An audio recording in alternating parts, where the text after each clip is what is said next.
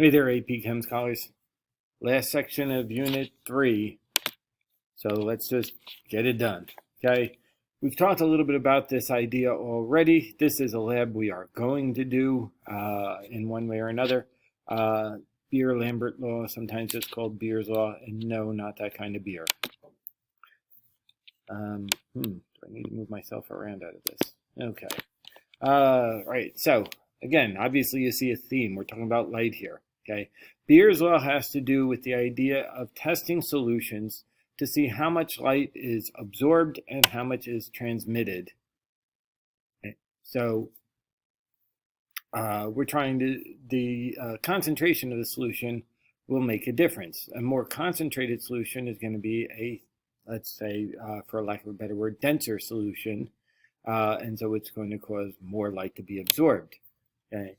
So there is a relationship we see on the little green board back here that the absorbance depends on the molar absorptivity times the length of the sample times the solution concentration. I'm going to get into that more now. So the molar absorptivity, well, molar obviously means per mole. Absorptivity means the ability of a solution to absorb light at a given wavelength. Okay, so different wavelengths are going to have different absorptivities, and sometimes when you're doing a test in this kind of area, a lab in this area, one of the first things you have to do is figure out which wavelengths are going to absorb better, and we tend to work with that. L is the path length. Okay, so essentially it's like the thickness of the test tube or cuvette that you're using. So how much of a solution the light is actually going to go through. And C in this case stands for the concentration of the solution, but it really should be an M for molars.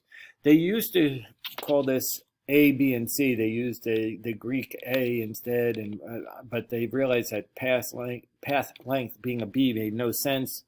So I don't know why they didn't change the C back to molarity, but that's what it is. So the main gist of this is that the absorbance is directly proportional to the concentration. Okay? Generally speaking, you're not going to do anything to change the path length. That's really limited to, again, the size of the test tube or cuvette that you're using. And the molar absorptivity is based off of the solution. So if you're working with one type of solution and one type of test tube or cuvette, then these two variables don't change. So it's really just the concentration versus absorbance. So like I said, it's a direct proportion. The typical way a lab would work in this area is where you first make up a set of standards with different concentrations, and you plot a graph of it. We call it our standard curve. And so you see that represented here. There are 4 standards with different concentrations. Notice one is the highest, because usually what you do is you make the highest one tested, then you dilute it to get the second one, then you dilute it to get the third, then you dilute it to get the fourth, and so on. Once you have this line to show your direct proportion, now we could take an unknown and say, all right, well, if the concentration of the unknown is this, if the absorbance is this, then its concentration must be this. So it's a way of allowing us to just work with this idea. Now, mathematically, you could also solve it as a proportion because we said that absorbance and concentration are directly proportional. So we could say that A1 over C1 equals A2 over C2, and mathematically solve it there. You're not going to see that in the AP, but they do want you to know that it is directly proportional. So, here's an example.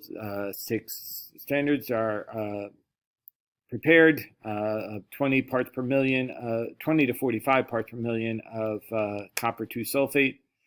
We use our spectrophotometer. I'm going to show you what that is in a second to measure the absorbance of those solutions and plot this graph. If an unknown solution has an absorbance of 0.952, what is its concentration? So really, it's just a matter of, reading off where 0.952 would be and reading the graph. Of course, if we have the equation of the line, the 0.952 would be our y, so we could just solve for the x, which would be a far more effective way of using this graph. Hey, what do you know? That's what I did. Now, if you worked by proportion, we would have gotten a slightly different number of 27.6, but 27.6 compared to 28 parts per million really not a huge difference. Okay, so it really, you can work by proportion or not. And by proportion, what I did actually is that I read the data off, so I knew that one of the points was when it was 20 parts per million, the absorbance was 0.69. We know that the unknown's absorbance is 0.952, so I solved for its concentration. So the only problem with doing it by proportion is you're assuming all the points fit your line well, and that's where your R-squared value comes in, right? Now my R-squared value is 1 because I fudged, but yours would not be 1. So how well a point fits, you'd have to make sure that whatever point you're using is pretty well on your line.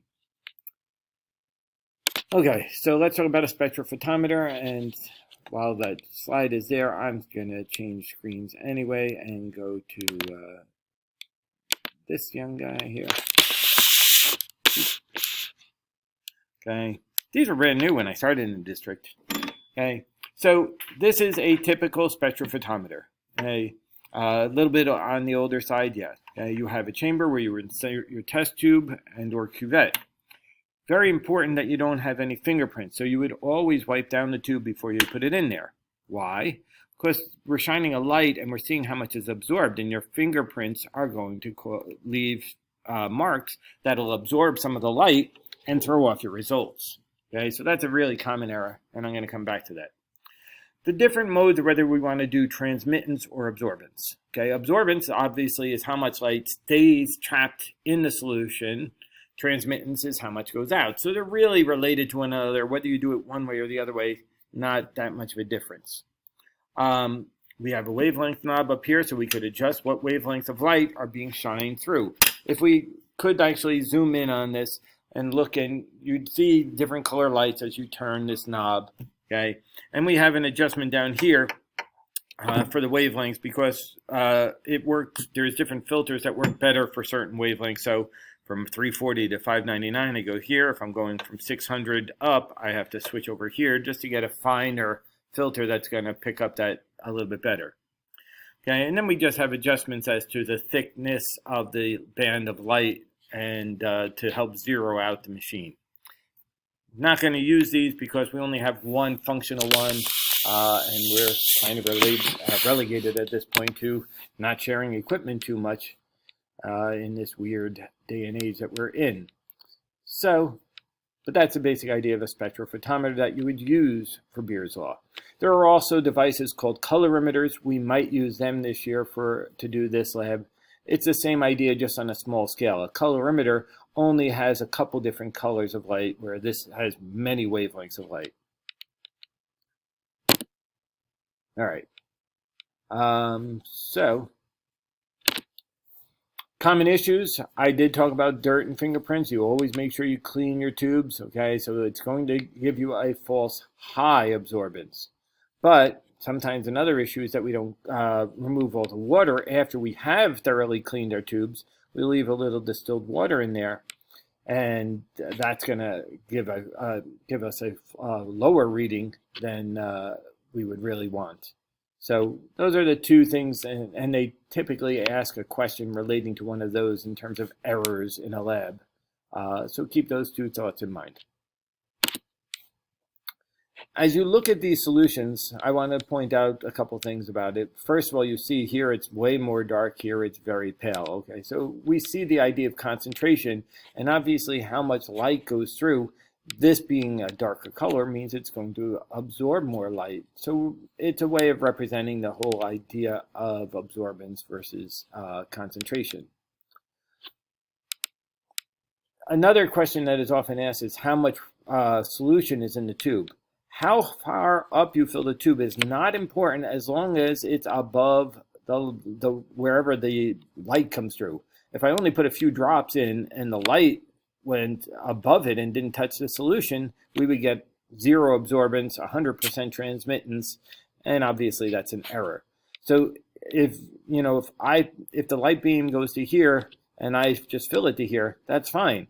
If I fill it to here, I'm going to get the same reading. Fill it to here, I'm going to get the same reading. Fill it to here, I'm going to get the same reading. So none of that matters. That's a misconception. Okay, it's as long as the beam is covered, we're good to go. All right, so that is Beer's Law. Go get those AP questions done. There's only 3 of them. Do it, do it, do it. Bye.